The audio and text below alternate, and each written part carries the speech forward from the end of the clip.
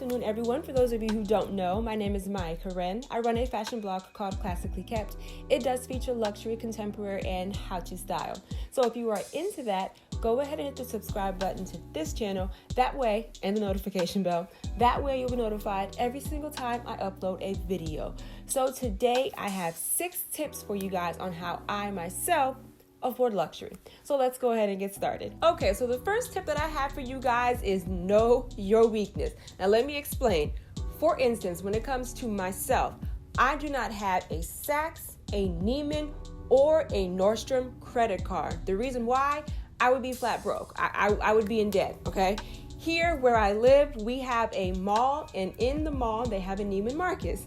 In the Neiman Marcus, they have a Chanel boutique. If I had a Neiman Marcus credit card, because I have good credit, I would probably have this ridiculous or astronomical limit, and it would be maxed out. I'm telling you right now, because I stalk the Chanel and the YSL website, and every single time something comes out, I would be at the store.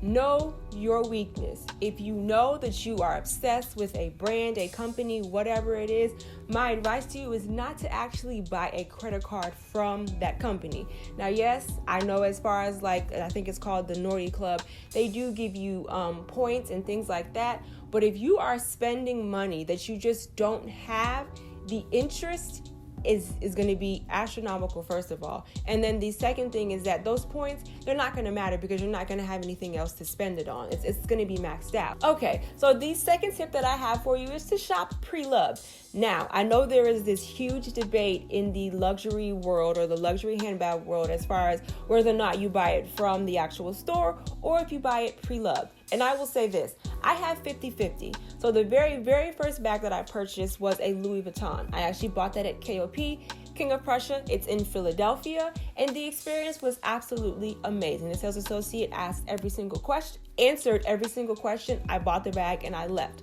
After that, I bought my Chanel. The experience was absolutely amazing as well. I bought the bag and I left.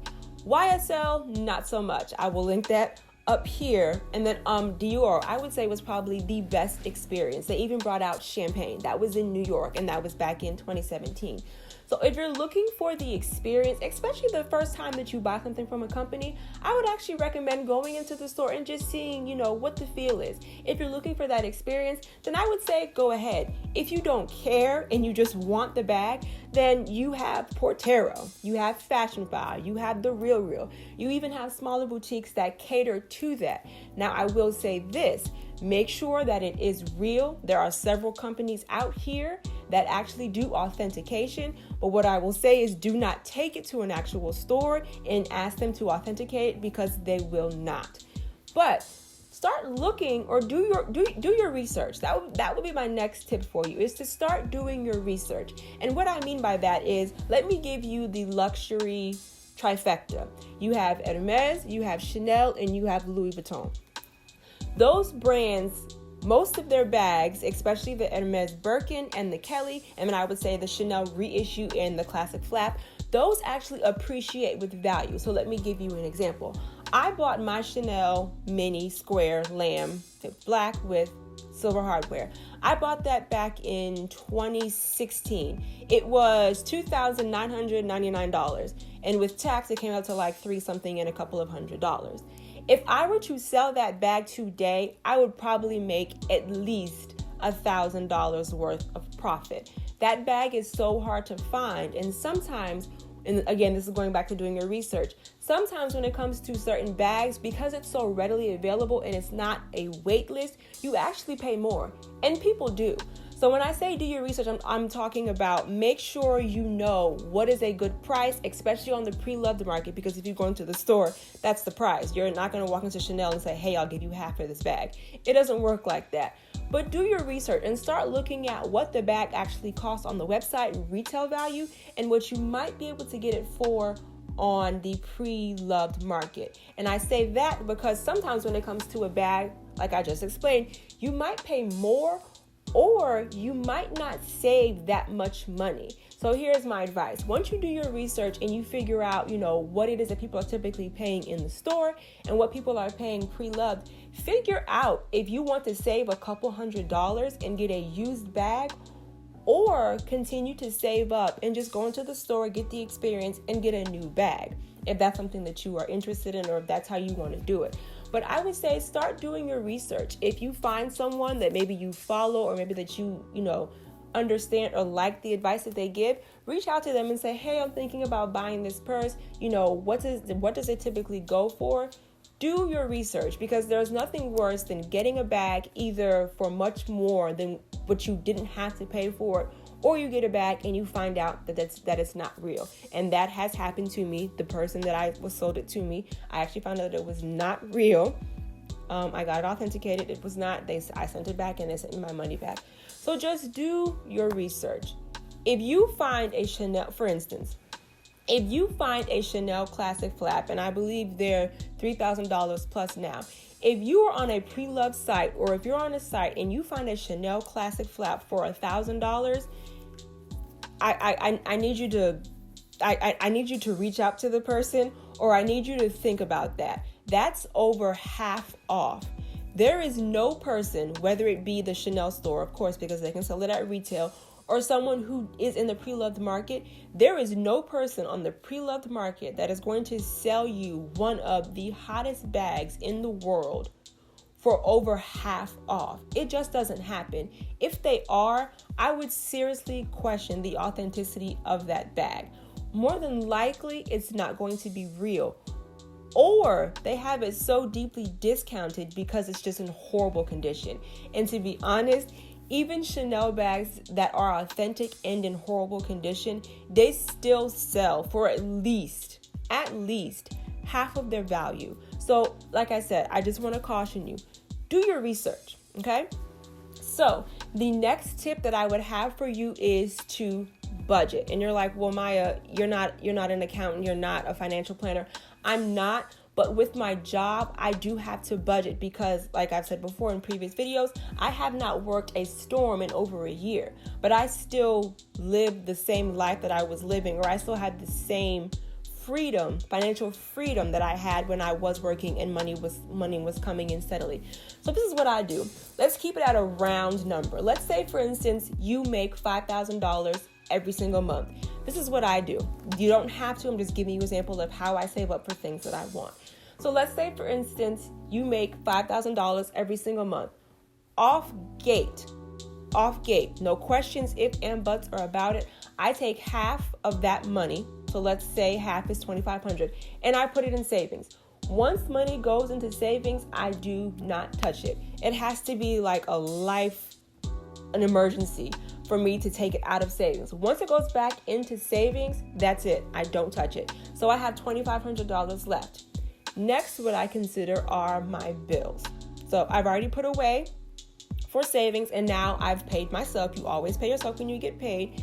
And then for bills. And I know for everyone, bills are different. Bills are very relative. I don't have any infant children. I have teenagers. So we don't pay for daycare. But what I will say is that I consider my grocery bill, or how much I pay on groceries, a bill, because at any given time I could probably have anywhere from 5 to 8 people in my house, and they all have to eat. So I consider that a bill. Make sure you take care of all of your bills, and then the money that is left over, you can choose to entertain yourself, whether that be the movie. Well, you can't go to the movies now, but how you entertain yourself, or whatever it is that you like to do. Are you a coffee lover? Do you like movies? Do you like to go shopping? Do you like car accessories? Whatever it is that you like, that is the money that is left over for you to do whatever you want with it, because you have already put money into savings and you have already paid your bills. So what I will say to you is you save up for that luxury. So take that money that and we'll call that your play money. You can take all of that and put it into a separate account, or you can take half of it because you still have other things you want to enjoy and put it away and put that towards whatever type of bag you're trying to buy. Tip, because I do this all the time. I have 3 accounts with Bank of America. I have 1 debit and then I have 2 savings. With those 2 savings, there is no card attached to it. And let me explain to you why. If you have a card attached to the money and you know that it's sitting there, let's say you walk into the store and you see a gorgeous dress, top, whatever it is. and you don't have the money on your debit card, you're like, well, wait a minute. I have that money saved on my savings account. Let me pull out that card and let me go ahead and swipe. So that's a tip, because that's what I do. Both of my savings account, and I don't think typically banks issue cards for savings accounts, maybe if you ask them, but place the money in somewhere that's not very accessible to you, i.e. when you're out and you want something so bad and you have access to that, you have access to your debit card all the time, but you don't have access to that money that you've been saving up for. So that's what I would say. Set a budget for yourself, and then also the second tip is to have that money stashed somewhere. Don't forget about it, because I have done that as well. Have the money stashed somewhere where it's not readily available to you. Okay, so the next tip that I have for you is, and this is just a personal thing for me, and my fiance is like, oh my gosh, Maya, really?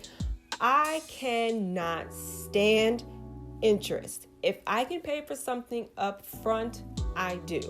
I just have a problem with paying you money that I'm already going to be paying you. But anyway, the tip is, do not buy luxury items with credit cards.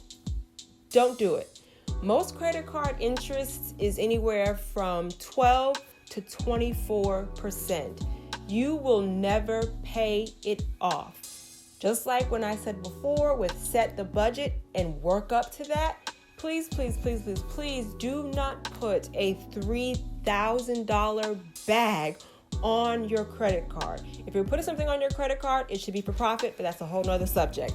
Anyway, that's just a tip that I live by. When I swipe my card to make a luxury purchase, and when I'm swipe, I'm talking about my debit card money, because I don't carry money, I just swipe. When I swipe my debit card, the money is there. I swipe it, they pack the bag, and I leave. I don't have to worry about next month, oh my God, how am I going to make this payment with the tacked on ridiculous interest? That's just a tip. Some people don't believe in that, but I do. I believe in being debt free. That's another video, but do not do it. It's just, I've seen people do it before, and they look cute. They look really cute, but the next month, within the next 30 days, they're trying to figure out how they're going to pay their bills and how they're going to pay for this bag that they could not afford, or that they could have saved up for, and then they just swiped and they didn't do it that way. There is nothing cute, and this goes for men and for women. There is nothing cute with you being outside in the world dressed to the nines, but then you come home and you have no heat, you have no air, you have no lights. There's nothing cute about that. Stop trying to keep up with the Joneses to be cute, and then you come home and you can't afford to fix your car.